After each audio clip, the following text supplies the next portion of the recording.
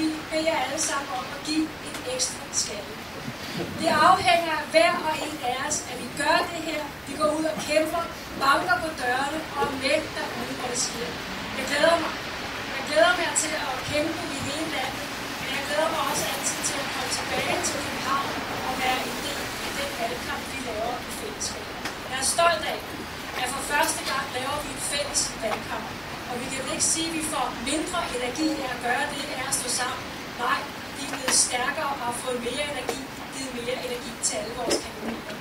Jeg skal til at slutte. Tusind tak for jeres kæmpe indsats. Vi ved med at kæmpe. Gør det, I gør derude. Sammen, så sikrer vi, at Danmark kommer videre.